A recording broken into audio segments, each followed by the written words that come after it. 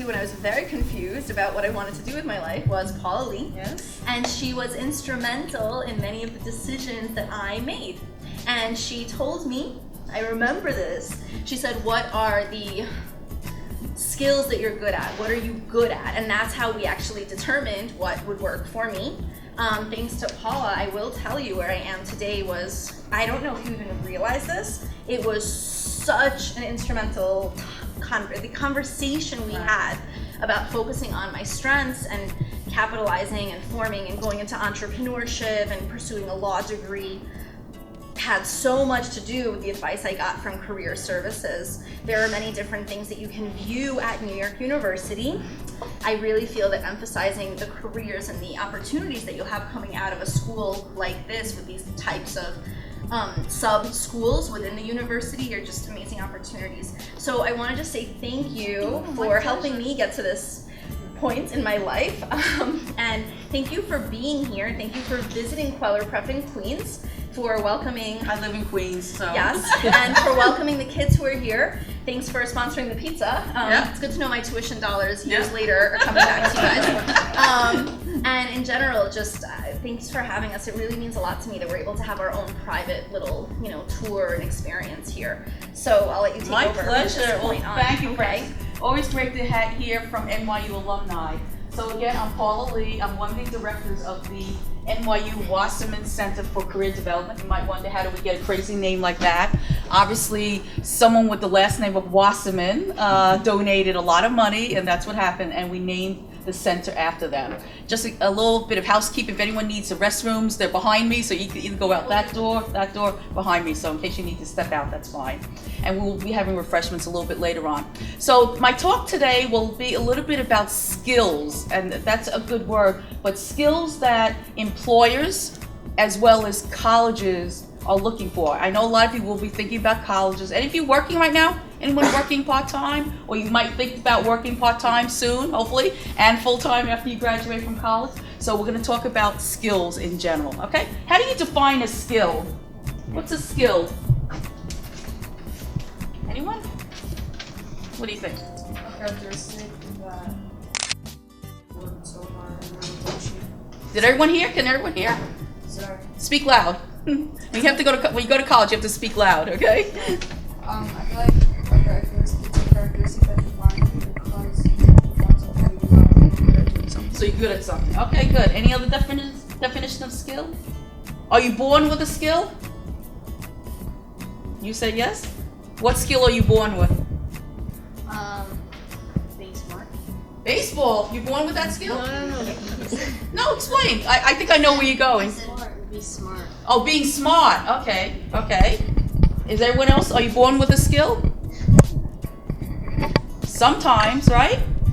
For instance, are you born knowing how to type on a computer? Probably not, right? You have to learn that. Are you born with the skill of singing? Sometimes, because there's some people you could take 1,000 singing lessons and you will never get it. Do you see the difference? Some skills you can develop over time, and that can go through schools or your jobs, but there's certain skills where you're gonna have an easier time. I'm not a good singer, so I'm one of those, you give me 1,000 lessons, it is not going to do me anything, all right? So do you understand that? So think about skills, all right? So let's talk about what skills employers, those are your bosses, those are places they can be working with, and colleges. A lot of you will be applying for colleges soon. The first one on my list is communication skills. What is a communication skill? Anyone have an idea? Communication skills. What does it sound like? Want to try? Like, you're really conversing with other people, talking in public. Talking. So you talk about verbal communication. Okay, good. Any other types of communication? How about writing? Is that a form of communication? Yes. Writing skills are very, very important, all right? So those are communication skills that become very, very important. And a lot of you might say, well, the type of job that I'm going to look for after college might be computer related. And very often when you work in the technical field, very often you're in front of a computer, you're in front of a monitor. Do you need good communication skills? A lot of students will say to me, I don't need to talk to anyone. I don't need to how to write. I just need to know how to program. Is that true? The answer is no, because when you look for jobs, employers are going to look at the whole package. They don't want you just to know computers, because you're going to need to meet with other employers, you're going to make phone calls, you're going to make visits. So communications is key. So for all of these skills that I'm going to mention, I want you to think about, how do you develop these skills? You have a couple of years before you might apply to college or go to look for a part-time or full-time job. How do you develop communication skills? Any guesses? So let's say you don't have great verbal skills or you don't have great writing skills. How do you start developing these skills? What do you think? Class. Okay, classes. Okay. What kind of classes? English classes, maybe? Yes. Anyone have speech classes where you make speeches, or if anyone in a debate team, sometimes if you're in a debate team, I know NYU has a very good debate team, that's how you develop your verbal skills, your oral skills as well. Okay, how else do you develop skills? How do you develop writing skills? What do you think? How do you become a better writer? What do you, go ahead. Reading. Reading, so okay, good. What else? What do you do at Kweller Prep? Do you do a lot of writing? Note taking, right? Writing reports. You might be writing for fun. Hi, you need me? Writing. We said at Kweller Prep you do writing, okay? Does anyone write for their school newspaper, anything like that? Anyone have a school newspaper? A journal? All right, those are great ways, okay? Are you part of a journalism or anything? Yeah, okay. So it doesn't mean you have to be paid for this, but that's how you develop your writing skills, all right? So it could be poetry, it could be any kind of writing, all right? So these are how you develop those skills. Another skill that you need when you go to either college or work is leadership skills. How do you define a leadership skill? Leadership, what's leadership? Any guesses? What do you think? When others listen to you, others follow you. Okay, that's good. How do you develop that? Yes. Acting responsibly. Acting responsibly. Anyone in a club or officer in a club in your school?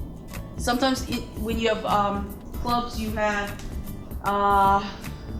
president, vice president, treasurer, secretary. I know when you go to college, especially here at NYU, there are lots of different clubs. So that's a great way to talk about that. All right. So leadership skills. All right. Francis, I know you stepped out. We were talking about writing skills. So I said, how do you develop writing skills? And I know at Kweller Prep there's lots of writing, right? Yeah, lots of essay writing. Right. So it's not going to get wasted, because employees always appreciate good writing skills. In every field, Right. Math, science. Yes, and that's what I had talked about earlier. Even if you are in the technical field, you don't just have to be good at computers, you have to be good at And writing. the Stern School of Business requires Yes. first-year writing Right. as well. So writing is Yeah. super important, even if you don't want to go to take Whenever I say that, very often the NYU students will say to me, but I don't want to be a journalist. I'm not going to be writing for a newspaper. And I say, it doesn't matter. You have to have good writing skills regardless of what field So even you're though the pursuing. kids sometimes say the SAT writing doesn't count, Mhm. no college wants a bad writer. Correct. So we talked about leadership. Okay, another skill, willing to take risks. What do I mean by that? Employers and colleges want people to take risks. What does that mean? Who's taking a Guys, risk don't before? be shy. Like, you're not here to be shy.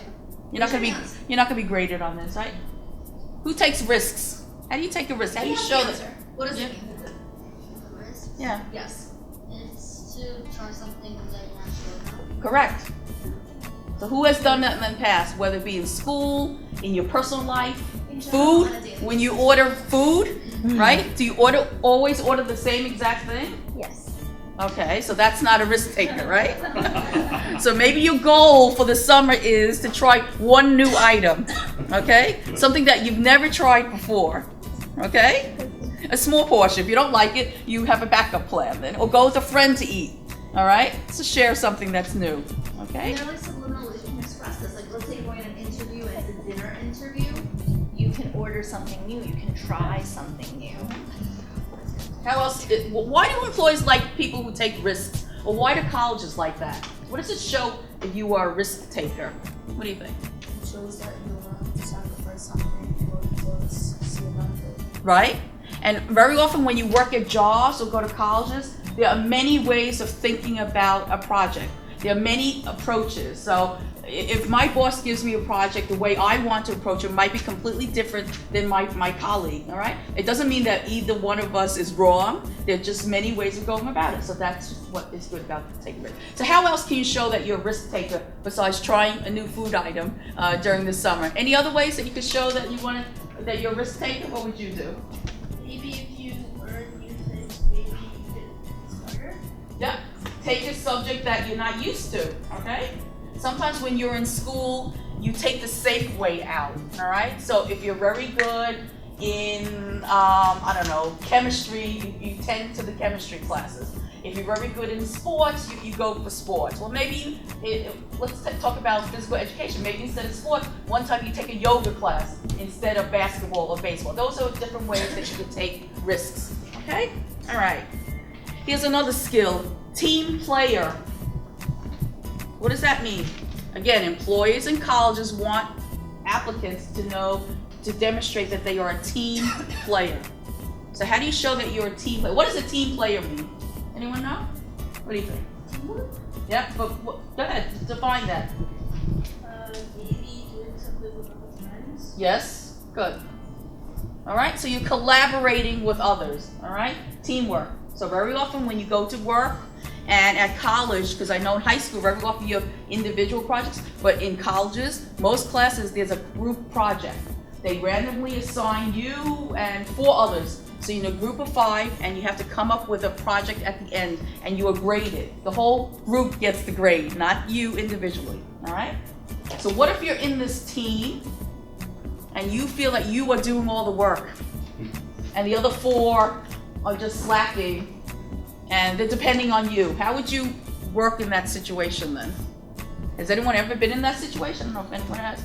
Oh. I want to like 10 hands up. What do you expect? Yeah. Seriously. So what would you do in that situation? So, hear me, at 12 o'clock, nobody's eating. Yeah, I believe.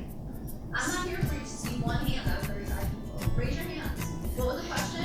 So we're talking about teamwork. Go ahead. So we did lots of projects in 6th grade, Okay. and I was usually the only person who was actually doing work. So we have something called advisory. So we each talk about how we're doing in class and how we're feeling. And I told some people that I was always doing work. And one person suggested to be assertive and tell them that we are in a group together and you have to do this work. I'm not the only one in the group. You have to at least contribute some part to the group, even if you can't do it all. Okay, that's very good advice. Anyone else ever been in group situations? Anyone else? Yeah, you? Yeah, kind of to like add on to what you were saying, I feel like communication is necessary in order to carry out the project, because if you're not going to say anything, it can even harm yourself, because you won't be able to carry out the project they want. Right, okay. And I think communication is key, because if your project is due on August 1st, you do not wait until July 30th to say, okay team, let me see your work, right? There should have been, I guess, progress reports along the way. So maybe you should have planned weekly meetings so that if the other 4 team members are not doing their work, you might want to say why. Okay, so that's very good. All right, so that's teamwork skill. So another topic, special talents and abilities. So how do you develop that? I think we all have different areas of interest. I know Frances talked about her areas of interest. And Paul, you put that on the resume, right? Yes, Special talent, right. special skill. That's very important. That's what employers are looking for, all right? Because I think employers and colleges know that if you're a high school student, you're probably smart, you're probably well-read, all right? You might have other talents. What other talents can you include that would set you apart from other applicants? Anyone play a musical instrument? Good. That could be something. What else? What else is a special talent or skill that you might want to get across? Music, what else? Sport you play. A sport, okay. So especially if you're on a team, all right, you can talk about that. Other skills? Something that you're confident with, Give me an example.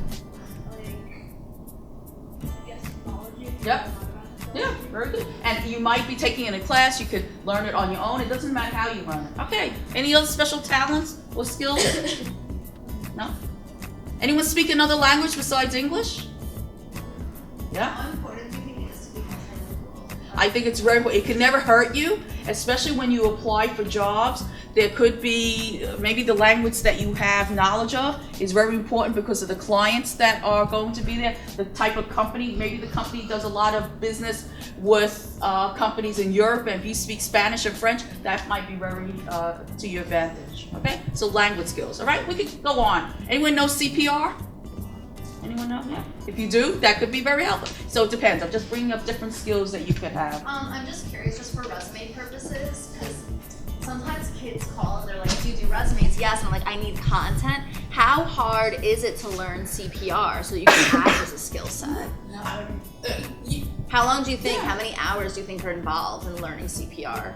Anyone know about CPR here? We're actually in the process of getting a class. It could be a one-day thing. A one-day thing. Wow.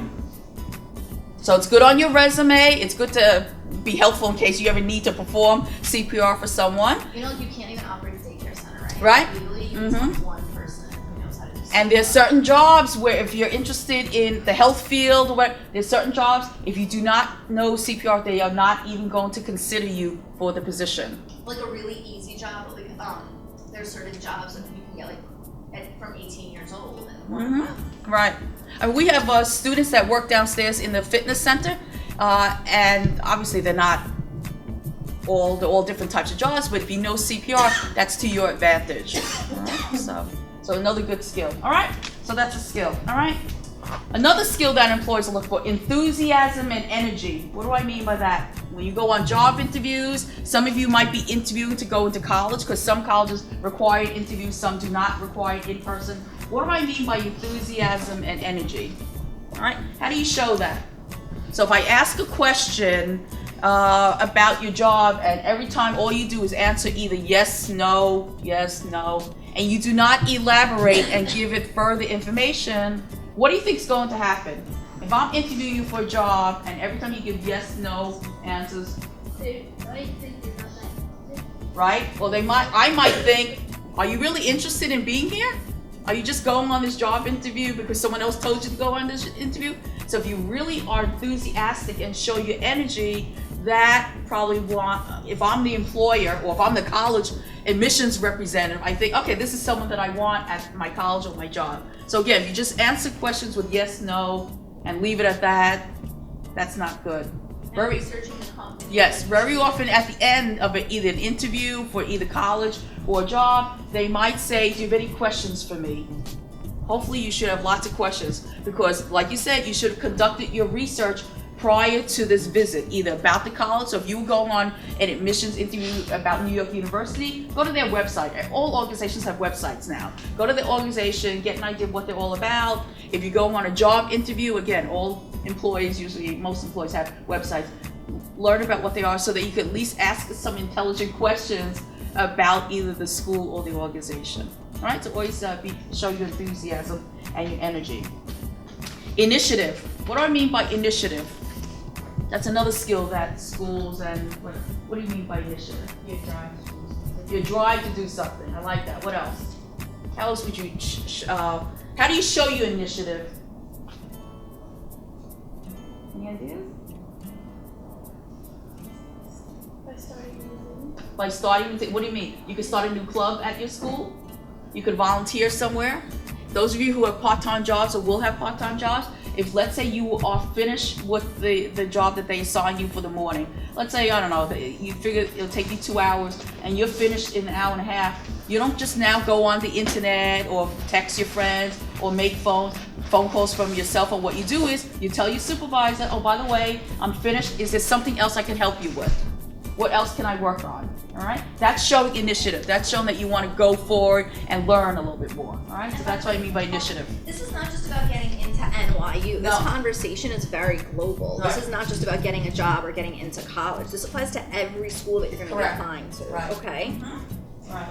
And I'm going to talk a little bit about colleges in a couple of minutes, but another skill that a lot of employers and colleges look for is community service and social responsibility. What do I mean by that? Community service and social responsibility. I don't know if anyone's heard that term. What do you think that means? It's like carrying on a role that causes you to contribute to society, to help people volunteer. So why would that matter? Let's say you're applying to a college, NYU, Columbia, Harvard. Why would that matter to them? Because you don't want to make sure that you're doing things for yourself. You want to show how you benefit other people and help other people. Okay, good. Did you want to add anything? Okay, say. Okay, so community. So who's doing volunteer work? Anyone? Or have you done it in the past? Or if you're thinking about it, again, it's choose an area of your interest. It depends. If you like animals, you might be volunteering animal rescue. If you like, I don't know, something with food related, there are many opportunities for you to volunteer. But I think that's a big push now. I know that at New York University, the admissions, they look at individuals who can build a community. So what does that mean? They don't want individuals just to go to NYU, get good grades, maybe work and go home. So that's not the let's part say, of like, founders, like people Yep. creating, like If you wanna find- your school doesn't have a club, right? Like you create that club, like you find a hole, you find a niche, Right. right? So they want to see that you're active. Right. And it could be anything. There are strange sounding clubs at New York University. There's a yo-yo club. Who knows what a yo-yo is, right? That round thing. Yeah? Anyone use a yo-yo? Okay. So, all right. So there you go. There's a club. Now there are fun clubs at NYU, and then there's some that are a little bit more serious. All right. Some have to do with your career. There's a finance society. That's for students that are interested in business and finance. But yeah, there are different types of clubs. And at most colleges, if you start a club, you get a little bit of funding so that you can get the club off the ground. But it's also a lot of work because you have to get members, right? Just because you are interested in a club, does that mean that you could start a club? Well, you can't just be a club of one.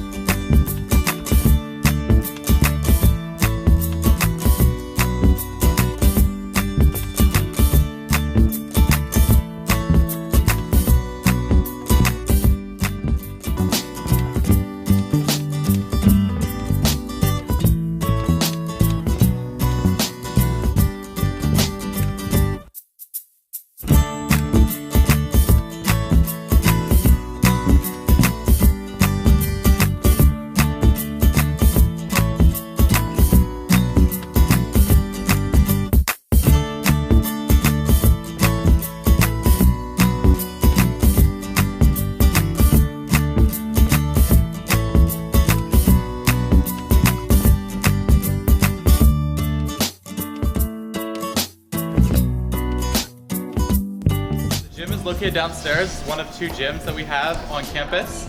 On the second floor, you saw the Wasserman Center. That's where all of the job applications or interviews for later on take place.